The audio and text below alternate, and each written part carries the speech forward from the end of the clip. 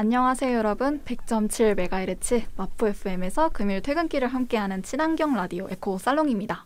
마포 FM 어플리케이션 CR을 검색해서 다운로드하시면 앱에서도 들으실 수 있고요. 지난 내용이 궁금하시면 팟빵이나 오디오 클립에서 에코 살롱 검색하시면 다시 들을 수 있습니다. 네, 저는 종강을 앞두고 무척 신이 난 올리브입니다. 이제 저 진짜로 백수가 된답니다. 와. 어떡해. 쌤, 제가 올해 2월에 백수가 됐는데요. 생각보다 할만합니다. 1년 어떤가? 1년 동안 좀 어떻게 버텨보려 하는데. 버틸 수 있어요. 저 버티고 있을까요? 있어요. 네. 버틸 수 있고, 좀 돈이 없으니까 조금 더 다른 길을 좀 찾아보게 돼서 그게 저한테 긍정적인 효과를 좀 미쳤던 것 같아요. 예를 들어서 내가 뭔가 하고 싶은 프로젝트가 있는데 돈이 없어. 땡전 한 푼도. 그러다 보니까 있는 돈으로 하기보다는 좀 프로젝트를 따오게 되는 거예요. 약간 지원금 사업이라든가. 그러다 보니까 그런 게 또 거기서 또 새로운 활로가 생기기도 하고 이러면서 또 백수가 되면 백수가 되는 대로 새로운 인생의 길이 펼쳐지니까 괜찮은 것 같아요. 올리브 많이 배울게요. 올리브 완전 백수도 아니지 않나요? 너무 바쁜 잉여치고 너무 바쁜 잉여 아닌가요?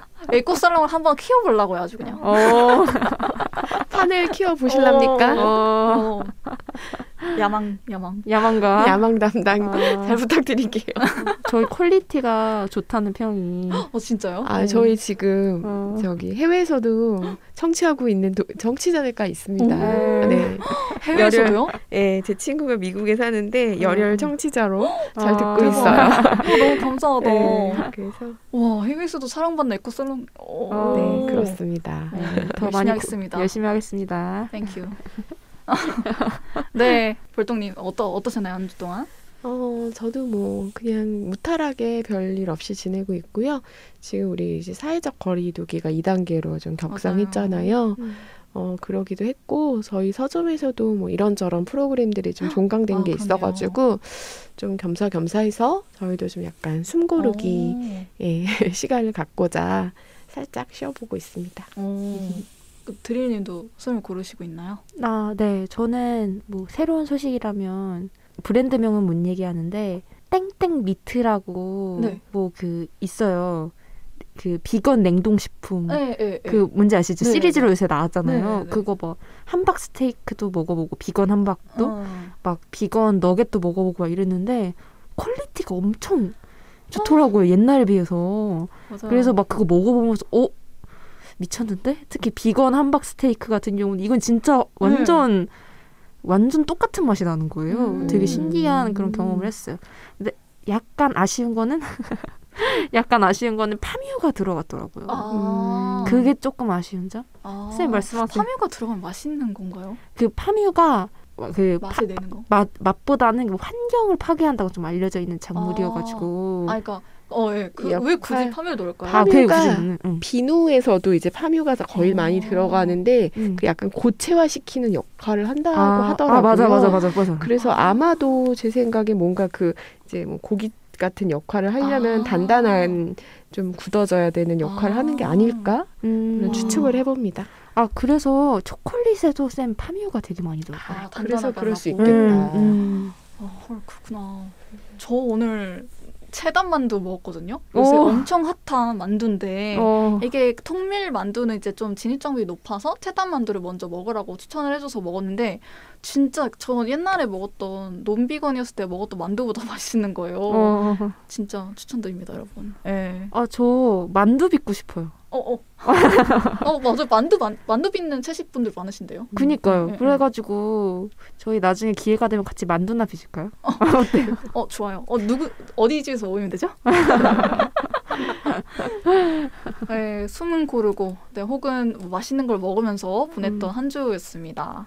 네, 그러면은 슬기로운 덕질 생활을 앞두고 저희가 지난주에 있었던 얘기를 잠깐 해보자면 이제 지난 1주차에서는 이제 인상 깊었던 장면을 얘기했었어요. 저희가 다룬 메인 콘텐츠가 바로 이어즈였거든요. 가디언즈에서 뽑힌 아주 영국 탑 드라마 4위로 뽑힌 드라마, 핫한 드라마였고요.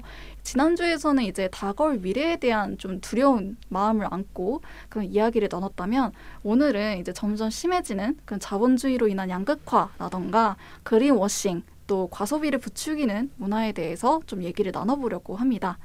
잠시 쉬었다가 돌아오겠습니다. 여러분은 지금 100.7MHz 마포 FM 에코살롱을 듣고 계십니다. 네, 오늘 저희가 다룰 메인 콘텐츠는 바로 지난주에 이어서 이어즈 앤 이어즈입니다. 아까 쉬기 전에 말씀드렸듯이 저번 주에는 인상 깊었던 장면과 다가올 미래에 대해서 얘기했다면 오늘은 점점 심해지는 자본주의로 인한 양극화라던가 그린워싱, 과소비를 부추기는 문화에 대해서 얘기해 볼 건데요. 사실 이 이어즈 앤 이어즈에는 정말 다양한 키워드가 나와요. 뭐 난민도 그렇고 환경, 뭐 정치, 경제, 뭐 은행의 도산, 그리고 뭐 종이, 뭐 옛것의 회귀, 뭐 이런 것도 나오는데 그 중에서 가장 큰 서사 중에 하나였던 게 난민이었거든요. 맞아요. 이제 데니얼이라고 라이언스가의 셋째죠. 그 셋째가 이제 동성애자인데 난민 캠프에서 빅토르라는 어떤 남성을 만나서 이제 사랑에 빠지게 됩니다. 그 둘이 이제 이 빅토르가 아무래도 난민이다 보니까 이게 영국에서 추방을 당해서 우크라이나로 갔다가 또 이렇게 스페인으로 얹혀서 이렇게 서로 둘이 어떤 위험천만한 여정을 거치게 되는데요. 보면서 좀 난민에 대해서 현실적인 장면들도 많이 봤어요. 저는 이제 보트를 타고 바다를 건너가려고 하는 장면을 보면서 좀 많이 뭐라 해야 되죠? 안타까운 마음이 들었는데요. 좀 어떠셨어요? 저는 너무 충격받았어요. 저도요. 데니 죽었을 때. 네. 약간 처음에는 이거 꿈이겠지?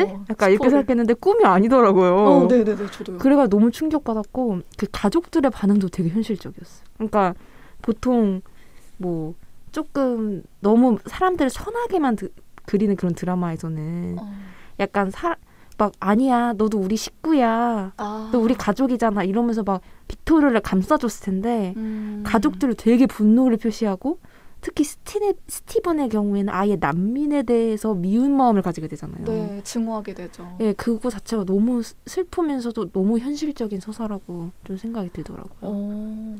저는 아까 말씀드렸듯이 데니얼이 이제 빅토르와 보트를 타다가 그게 어떤 장면이었냐면 프랑스에 도착을 했는데 이제 위조 여권을 만들려고 했다가 도난을 당했잖아요. 믿을 수 없는 사람들한테 도난을 당했고 돈도 이제 떨어진 상태에서 마지막 수단이 이제 보트를 타고 프랑스에서 영국으로 넘어가는 거였어요. 그렇다 보니까 이제 그들에게는 이제 마지막이었기 때문에 되게 절실했잖아요. 그 장면에서 빅토르와 데니얼이 여기 이제 자리 없어요! 라고 소리치는 장면이 있었는데 그 보트의 자리는 한정되어 있는데 난민은 계속 보트를 타려고 하잖아요. 뒤에서 막 총 들면서 오지 말라고 얘기를 하는 그런 장면을 보면서 난민에 대한 대우, 처우 이런 것들을 너무나 현실적으로 볼 수 있는 물론 제가 현실을 많이 알지는 못하지만 조금이나마 가까이서 볼 수 있었기 때문에 더 마음이 안 좋았던 것 같아요. 특히 빅토르가 아닌 데니얼의 죽음은 빅토르한테도 큰 상처이겠지만 그러니까요. 가족들한테도 큰 상처였잖아요. 드릴쌤께서 말씀해 주신 것처럼 가족들이 그 빅토르한테 달려가가지고 때리고 막 뭐라고 소리 지르고 그러는 걸 보면서 빅토르도 많이 힘들어했고 그러는 걸 보면서 저도 이 난민을 지켜주는 거는 누구의 몫이고 결국 우리 모두의 책임이 아닐까 뭐 이런 생각이 들어서 많이 마음이 안 좋았어요. 저는 좀 이 난민에 관련된 이런 영화나 장면을 볼 때 좀 우리의 바로 수십 년 전에는 한민족이었던 북한을 좀 많이 좀 생각하고 기후위기로 인해서 앞으로 세계의 난민이 굉장히 많이 증가할 거라고 이야기를 하잖아요. 그렇게 되면 우리나라도 이 난민에 대한 이슈가 더 이상은 예외가 아닌 진짜 진지하게 좀 고민해야 되는 그런 이슈가 될 수도 있는데 그거에 비해서 사회적 어떤 이해라던가 그런 합의는 좀 부족한 것 같아요. 맞아요. 네, 그래가지고 이게 나중에 상황이 닥쳤을 때 준비하는 게 아니라 지금부터 이 난민에 대한 이슈를 좀 같이 고민해보고 나름대로 좀 정립하는 과정이 좀 필요하지 않을까 싶더라고요. 제가 몰랐던 생생한 이야기에 대해서 너무 뭐라 해야 되지? 부끄럽다고 해야 되나? 드라마를 보고 마음이 안 좋았는데 약간 생생한 이야기를 들으니까 진짜 반성을 좀 하게 되는 그런 생각이 드는데요. 이 난민에 연결되는 또 하나의 핵심 키워드가 이 드라마에서 어스트와일 수용소라는 단어가 나온대요. 이 드라마 상에서 따르면 어스트와일 수용소라는 수용소라고 하면은 난민들을 집단으로 수용시킨 시설이에요. 그래서 마치 옛날에 나치 때 있었던 수용소처럼 집단 감염을 시켜서 죽여버리는 거예요. 그러니까 감염병을 이렇게 퍼뜨려서 사람들을 그들을 비비안 룩의 말에 따르면 자연 도태시킨다 이렇게 말을 하기도 하죠. 이걸 보면서 좀 진짜 비비안 룩 완전 제정신이 아니구나. 저는 이런 생각이 들었는데 이런 걸 이제 아무래도 숨기잖아요. 그런 숨기고 수용소라는 단어를 재정의하더라고요. 비비안 룩이. 수용소는 수용소가 아주 나쁜 걸로 알고 있으시는데 사실은 나쁜 게 아니에요. 라고 하면서 재정의를 하는데 어스트와일 수용소 좀 어떠셨어요? 좀 보면서 약간 답이 없다. 좀 이런 생각이 들었는데 근데 저는 또 그런 것도 느껴졌어요. 비비안 룩이 하는 말이 너무 끔찍한데 그거에 동조하는 군중도 굉장히 많았을 거라는 거. 그 부분이 가장 좀 슬프고 무섭게 좀 느껴졌어요. 사실 비비안 룩이 그런 수용소를 지을 수 있었던 것도 암묵적인 그런 침묵이 있었을 것이라고 저는 생각이 들어요. 혹은 무관심. 알고도 침묵하거나 무관심하거나. 맞아요. 약간 그래서 우리가 나중에 우리나라에 완전히 우리가 이해할 수 없는 그런 존재, 예를 들어서 뭐 난민이라던가 아니면은 뭐 외국인 노동자라던가 그런 분들이 좀 수가 많이 증가했을 때 지금의 프랑스 극우가 막 번성하는 것처럼 우리가 과연 그런 타자를 증오하지 않을 수가 있을까? 이거 진짜 약간 위험한 지점인 것 같아요. 저는 수용소의 개념이랑 멀 수도 있지만 쓰레기 대란으로 인해서 쉴 틈도 없이 일하고 있는 그런 쓰레기 센터에서 일하는 노동자분들 거기에는 이주 노동자분들의 비율도 상당히 높은데 이게 직업적 위치에 있어서는 굉장히 취약한 입장이기 때문에 이 갑질을 굉장히 많이 당한다고 하더라고요. 맞아요. 그렇기 때문에 어떻게 보면 이들도 어쩌면 그런 감염에 있어서도 되게 취약할 수도 있고 그래서 수용소 하니까 딱 이런 생각이 들었고 또 일상에 있어서는 저는 이 가장 잘 표현한 그런 인물이 스티븐이라고 생각했어요. 스티븐이 굉장히 고뇌하잖아요. 빅토르 이 사람을 원래 평범한 그런 난민 거기 센터에서 어스트와일 수용소로 옮기잖아요. 직접 자기가. 그 장면을 보면서 어쩌면 나도 저렇게 스티븐처럼 무의식적으로 난민을 혐오하고 차별하고 그러고 있진 않았나? 이런 생각이 들었어요. 아까 그 북한 얘기를 들으면서 나도 진짜 정말 부끄러웠던 게 아무것도 모르면서 말만 잘하고 있진 않은가 뭐 이런 방송을 좀 하게 되더라고요. 네. 저도 이걸 계속 보면서 여기서 마지막에 계속 같이 할 것 행동을 좀 촉구하잖아요. 특히 뒤로 가면 갈수록 이디스라는 굉장히 맞아요. 실천하는 인물이 등장하면서 이 현실을 완전히 변화시키기는 어려울 수 있지만 목소리를 내는 거에 대해서 굉장히 강조를 하잖아요. 이 드라마를 다 보면서 나는 너무 이렇게 머리로만 생각을 하고 좀 현장의 이야기를 좀 덜 듣지 않았나라는 너무 맞아요. 반성이 되게 드는 거예요. 맞아요. 그래서 이 이디스를 좀 본받아가지고 조금 더 실천을 하는 쪽으로 해봐야 되지 않을까 맞아요. 이런 생각도 해봤어요. 제가 오늘 읽은 책의 그 글귀 중 하나가 세상을 가장 쉽게 아는 방법이 독서고 세상을 가장 어렵게 이해하는 방법이 현장을 뛰는 거라고 하더라고요. 그걸 보면서 저는 완전 책 덕후거든요. 그래서 좀 반성을 많이 하게 됐습니다. 좀 코로나가 좀 잠잠해지면 종식을 하면 현장을 좀 많이 뛰어보고 싶다 이런 생각이 들었습니다. 제가 이 이어스 앤 이어스를 보면서 많이 인상 깊었던 점이 핸드폰이었거든요. 마지막 화에 핸드폰의 그 역할이 정말 컸잖아요. 통신이 된다 안 된다 이게 굉장히 중요한 그 이유였던 게 어스트와일 수용소가 이제 세상에 알려지면 안 되기 때문에 이 집단 감염시키고 아주 악독한 그런 전략을 가진 수용소다 보니까 이 비비안 룩이 그 통신을 막는 건물을 설치를 해요. 그렇다 보니까 핸드폰이 안 되는 그런 지역인데 이 이디스가 이 정치운동가가 직접 가서 폭발을 시켜서 핸드폰을 딱 켜가지고 여러분 보이시죠? 이게 바로 비비안 룩의 실체입니다 하면서 이 수용소에 갇혀있는 사람들을 보세요 하면서 난민들을 쫙 보여주죠.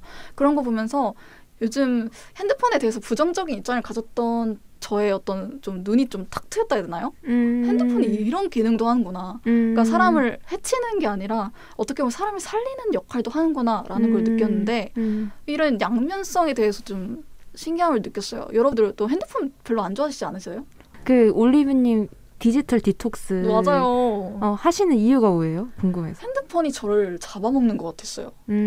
아까 1주차에서 얘기했던 것처럼 저는 SNS에 대해서 저한테 영향을 미치는 걸 굉장히 경계하는데 너무 SNS만 파고들다 보니까 내 시야가 갇히는 느낌? 알고리즘이 점점 내가 보고 싶은 것만 보여주고 필터 버블을 자꾸 하니까 이제 조금 거리를 두자 해가지고 디지털 디톡스를 가끔씩 실천하는 건데 이제 이 마지막 화를 보면서 좀 핸드폰을 다시 보게 된 거죠.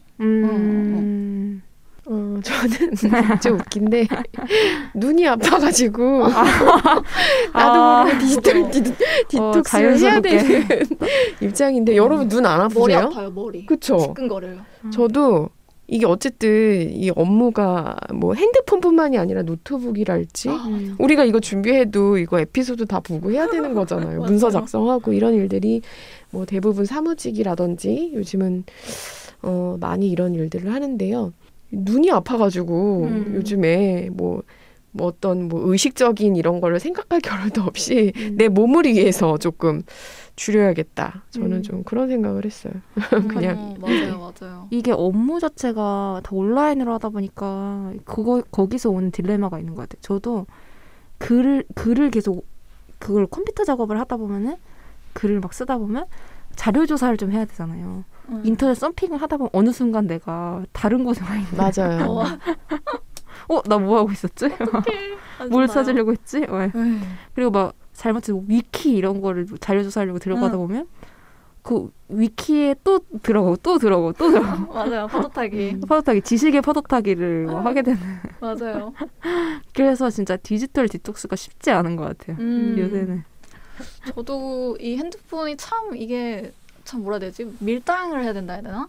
그랬던 게 핸드폰을 싫어하긴 하지만 또 핸드폰이 있음으로써 내가 연결되는 순간이 있어요. 예를 들면 저는 지금 EFG라는 그 마이너리티 미디어를 하고 있잖아요. 그러니까 비주류의 목소리를 찾아서 세상에 잘 알려지지 않은 그런 사람들이 이야기를 찾는 게 제가 하고 싶은 역할이고 그래서 그걸 하려고 이렇게 하다 보면은 정말 TV나 뉴스에는 나오지 않는 너무나 참혹한 사건들이 많더라고요. 그런 거를 알리려면 이 SNS 그리고 또 이런 소셜 네트워크 이런 온라인을 결국에는 활용해야 된다는 점 그리고 그걸 이런 SNS를 통해서 만나는 사람들 그런 관계 맺음이 이런 오히려 SNS 덕분에다 보니까 그런 점에서는 이 핸드폰이 참 뗄래야 뗄 수 없는 그런 애증의 대상이라고 해야 될까요? 그랬던 그런 생각이 들어요. 여러분은 핸드폰 덕분에 뭔가 좋은 경험을 한 적 있으세요? 저는 제가 운영하고 있는 EFG 파트너 있잖아요. 브랜디를 SNS에서 만났거든요. SNS를 통해서 사람을 만난다는 게 사실은 어떻게 보면 좀 경계할 수도 있겠지만 오히려 그런 가치관의 그 공통점이 있다는 이유 하나만으로도 그렇게 끈끈하게 연결될 수가 없더라고요. 또 SNS가 없었으면 못 만났을 인연이기도 한데. 맞아요. 그래서 그런 점이 오히려 그 이어져에서도 그렇듯이 어떤 양면성을 가진 것 같다? 이런 생각이 들었습니다. 저도 비슷한 경험했던 게 그 노플라블럼이라고 지금 텀블벅 진행하고 있는 그 어쩌면 당신의 가방 무거워질 수도 있겠지만 그 책 텀블벅을 진행 중인데 거기 노플라블럼 멤버가 15명이에요. 근데 다 제각기였던 환경이 다른 사람들, 직업이나 그런데 그때 이 사람들 모을 수 있었던 이유가 공지사항을 올린 거예요. 풀업자리라는 그런 제로웨이스트 관련한 페이스북 페이지에. 그래서 그분들이 신청을 해서 이렇게 모이게 된 거거든요. 근데 그게 아니라면 이렇게 다양한 인간 군상을 제가 만날 일이 없잖아요. 그래가지고 이게 진짜 인터넷이기 때문에 이게 가능한 거구나, 이런 네트워크가. 이런 생각이 들더라고요. 네. 어떻게 보면 저희 에코살롱도 그런 마찬가지로 정말 다양한 개성 있는 패널들이 모인 좋은 채널이 아닌가 이런 생각도 들었습니다. 그러면 잠시 쉬었다가 슬기로운 덕질 생활 다시 이어나가겠습니다. 여러분은 지금 100.7MHz 마포 FM 에코살롱을 듣고 계십니다. 지금까지는 저희가 난민에 관련해서 이어즈 앤 이어즈에 나왔던 어스트와의 수용소라던가 핸드폰이 가진 양면성에 대해서 얘기를 해봤는데요. 2부에서는 이 이어즈 앤 이어즈의 핵심 인물들인 라이언스 일가에 대해서 좀 얘기를 더 해보려고 합니다. 아까 뭐 난민에 대해서 얘기했지만 이 라이언스 일가에는 동성애자도 있고 장애인도 있고 싱글맘도 있고 유색인종도 있습니다. 이런 다양한 어떻게 보면 사회적 약자라고 말하는 그런 인물들이 있는데요. 저는 이 드라마가 좋았던 이유 중 하나가 이런 다양성이 가진 그런 포용감이었는데요.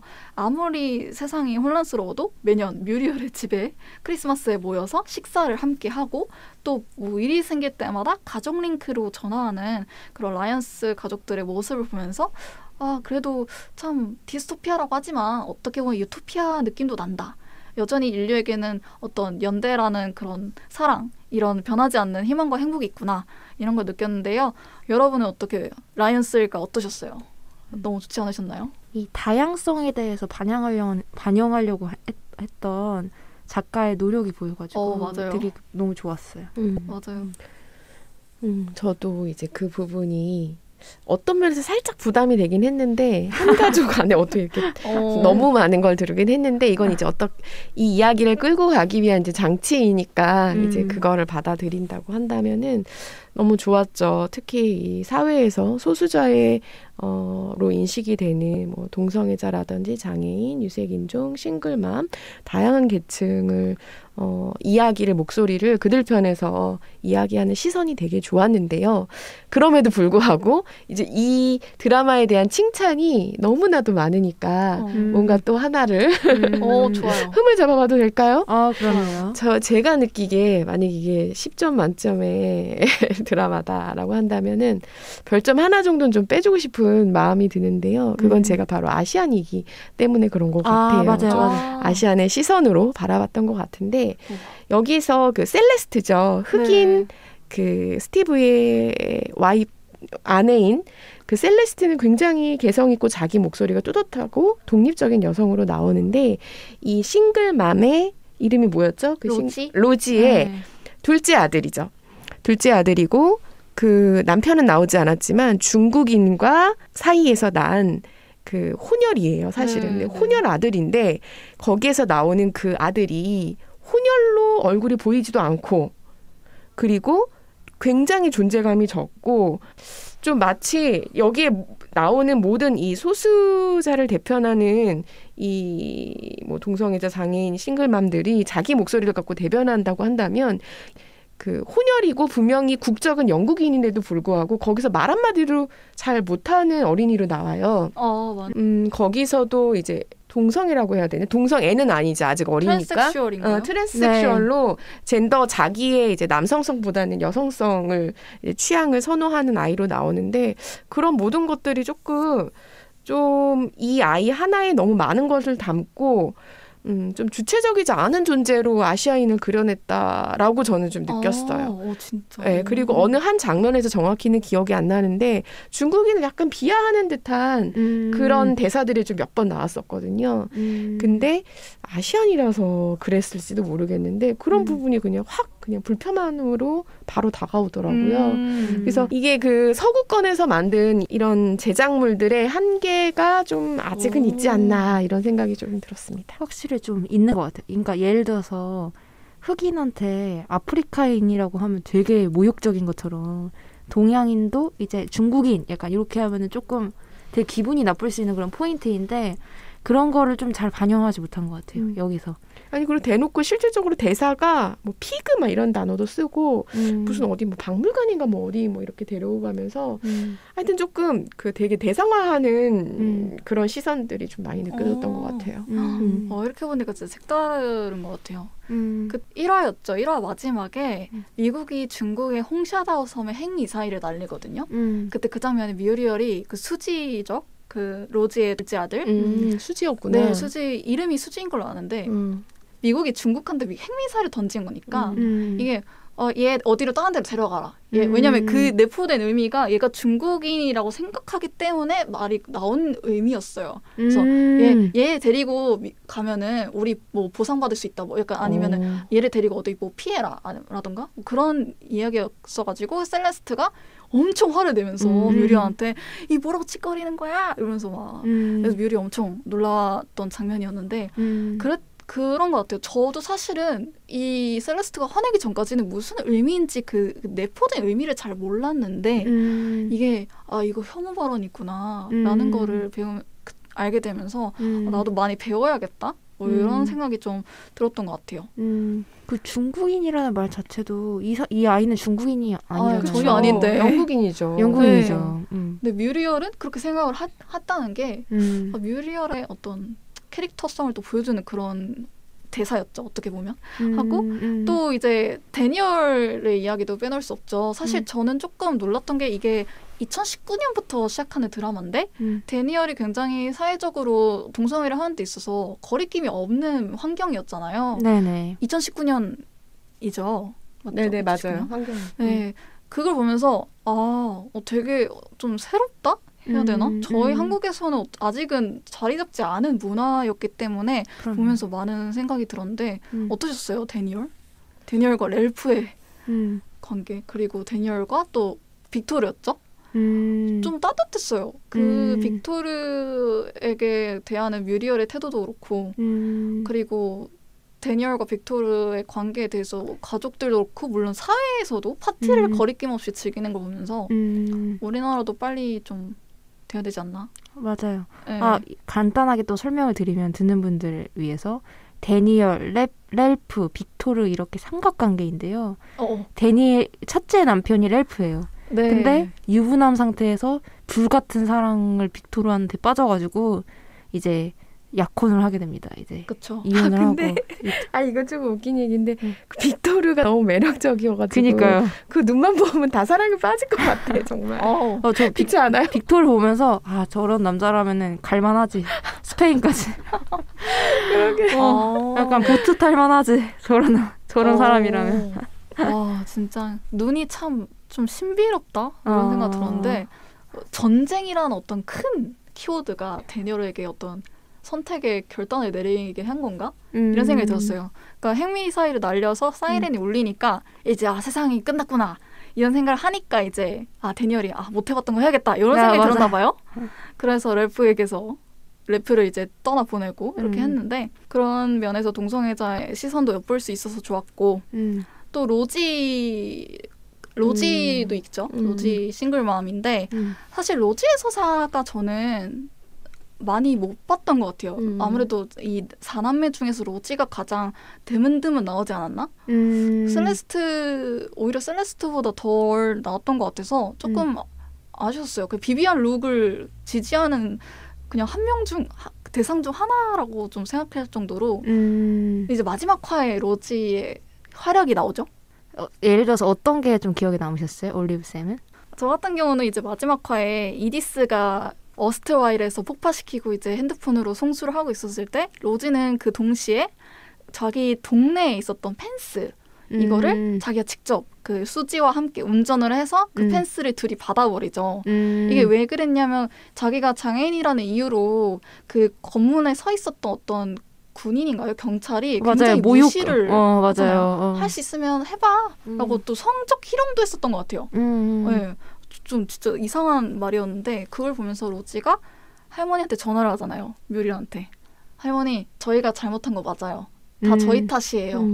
라고 하면서 이건 제가 잘못한 거니까 제가 그냥 확 해버리려고요. 하면서 차를 몰고 가죠. 수지와 함께. 그걸 보면서 참 뭔가 로지에게 또 있었던 이 파워가 또 있구나. 로지도 하나의 주체성을 가진 인간이구나라는 걸 느낄 수 있어서 되게 좋았어요. 맞아요.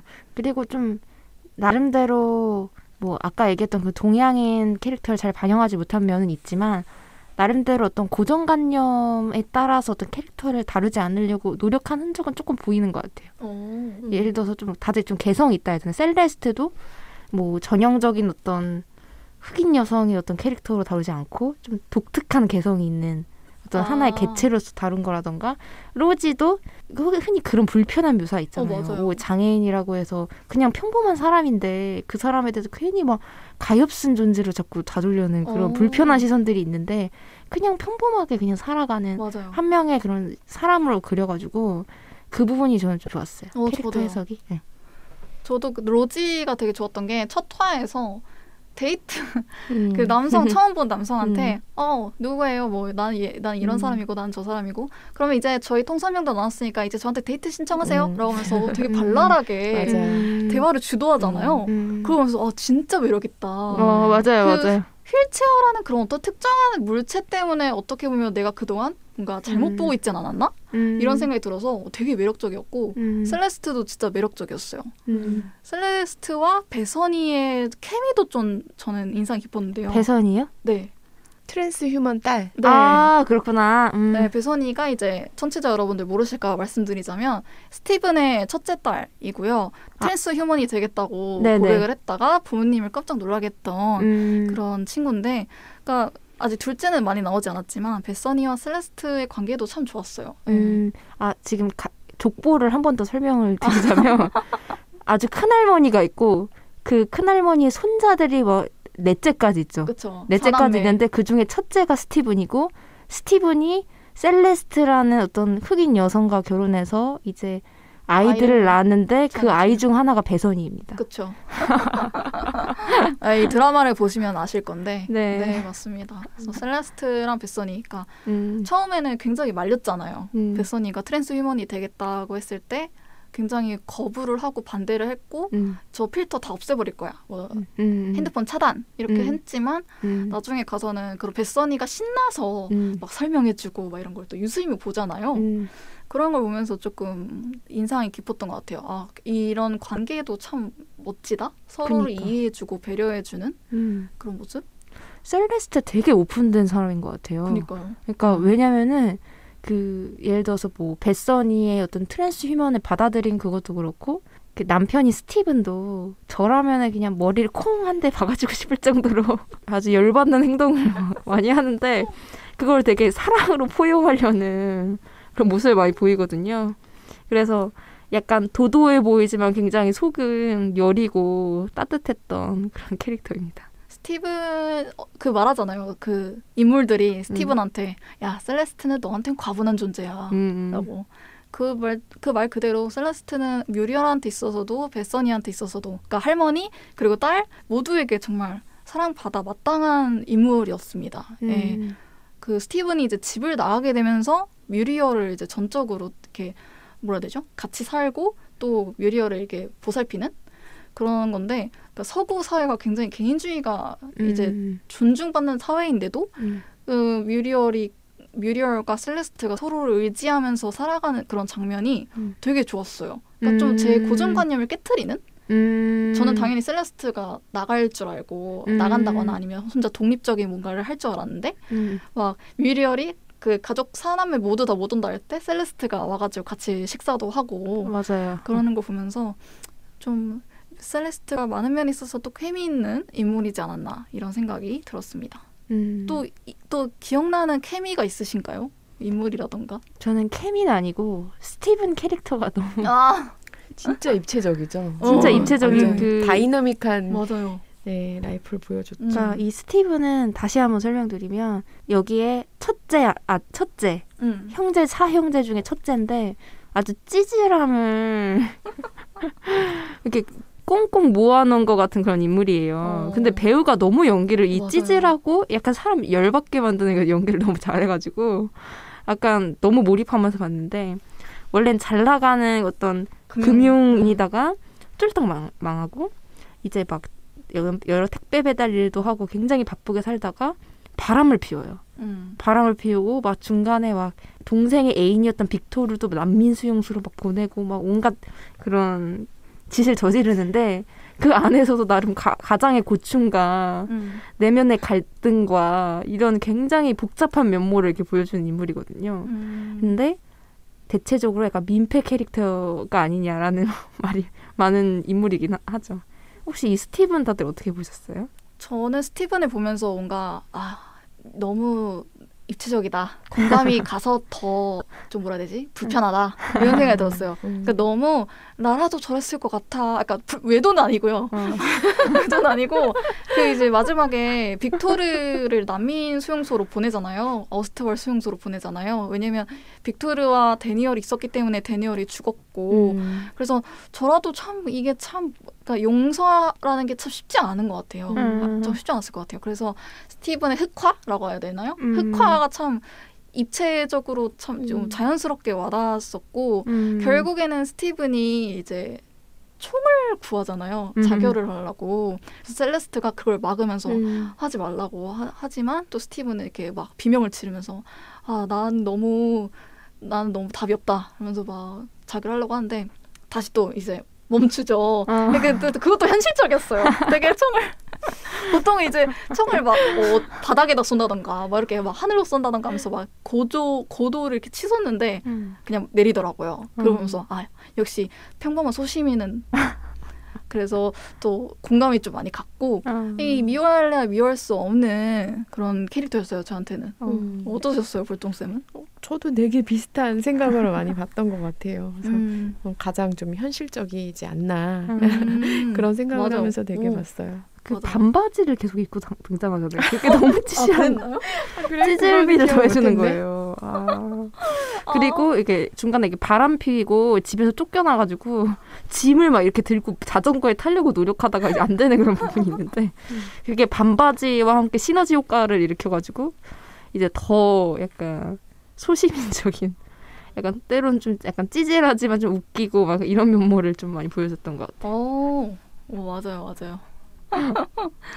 그리고 이제 저는 사실 이어즈 앤 이어즈를 보면서 거짓, 음모 막 이런 키워드가 좀 떠올랐는데 이게 현실에도 이런 게 좀 없을까 생각해보니까 그린워싱이 있더라고요.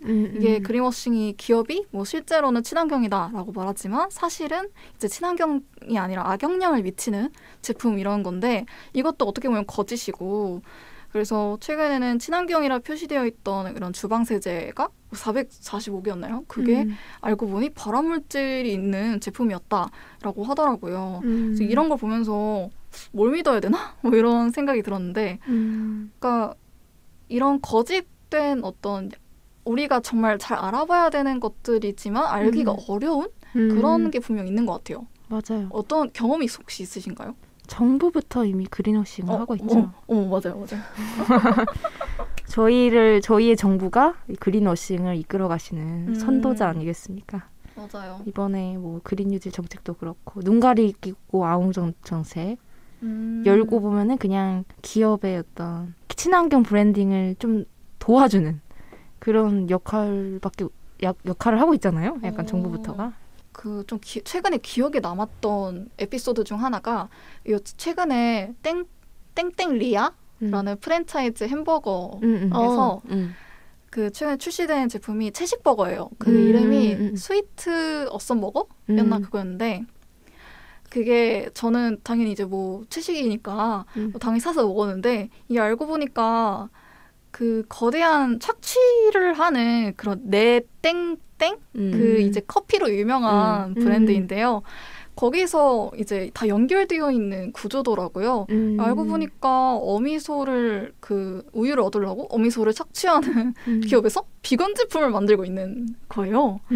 내가 이거를 딱 아는 순간 나는 대체 뭐 한 거지? 나는 나름 내가 비건 시장의 주류가 되기 위해서 나름 소비를 했다고 생각했는데 내 소비가 사실은 건강하지 않은 소비였다니라고 생각이 드니까 이게 뭐라 해야 돼 그린워싱에 가까운 어떤 경험이었어요. 사실은 친환경이자 뭐 비건니즘이라고 외치지만 사실은 진정한 비건니즘이 아니었던 크루얼티 프리가 아니었던 거죠. 그래서 맞아요. 그 비건니즘 자체는 사실 우리 음식이 식탁에 올라오기 그 전에 과정에 대해서 집중하는 게 사실 비건니즘이잖아요. 우리가 단순히 맛있는 음식을 먹는 것 이상으로 그 음식이 만들어지기까지의 어떤 착취 구조 약간 이런 거를 반대하는 그런 개념인데 오히려 잘 뜯어보면 시중에 나와 있던 비건 음식이라던가 그런 제품 중에서도 되게 그런 착취적 구조를 떨치지 못한 그런 제품들이 되게 많단 맞아요. 말이에요. 대표적으로 팜유 같은 맞아요. 경우도 대체로 되게 많이 쓰는데 사실 되게 착취적인 어떤 작물이고 또 예를 들어서 두유 같은 경우도 비건인 줄 알지만 사실 아니라고 하더라고요. 이게 두유가 그 뭐 칼슘 같은 거에 되게 많이 함량돼 있는 그런 두유의 경우에는 원료가 이제 우유인 거예요. 근데 이 두유로 이름이 나가고 그런 경우도 있고 또 콩 같은 경우는 상당수 많은 작물이 GMO 작물인 경우가 많다고 하더라고요. 그래서 비건이즘이 당연히 우리가 추구해야 될 방향이라고 생각을 하지만 본질을 항상 생각하는 그런 노력? 그게 필요한 것 같아요. 맞아요. 그래서 이게 우리가 알지 못해 이면에 숨어있는 대기업들의 이런 거짓 술수라고 해야 되나요? 이런 것들이 많기 때문에 우리가 일일이 그걸 알기는 쉽지 않잖아요. 이렇게 몇 가지 사례만 밝혀져서 아는 거기 때문에 쉽지는 않겠지만 저는 그래서 가급적이면은 이 대량 체제 시스템에서 나오는 물건을 소비하는 것 자체를 좀 줄여야 되는 시점이 아닌가 이런 생각이 들어요. 가급적이면은. 근데 이제 이렇게 이야기하죠. 뭐 작은 농가에서 나오는 뭐 수제 뭐 된장이랄지 장 같은 게 얼마 전에 뉴스에도 나왔는데 뭐 위생적이지 않다. 뭐 이런 것들이 계속 나오면서 대량 시스템에서 만들어진 게 위생적이고 깨끗하고 관리가 되어 있다라고 이야기를 하잖아요.